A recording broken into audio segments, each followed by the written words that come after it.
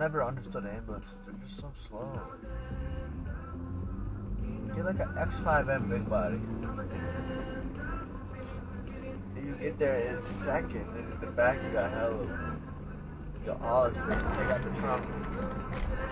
Literally, you can do a rear seat. And you'll be at the location in no time. X5M is ambulance, bro. If I was president, I would do that. Just saying. Makes so much sense. X6M, whatever you want.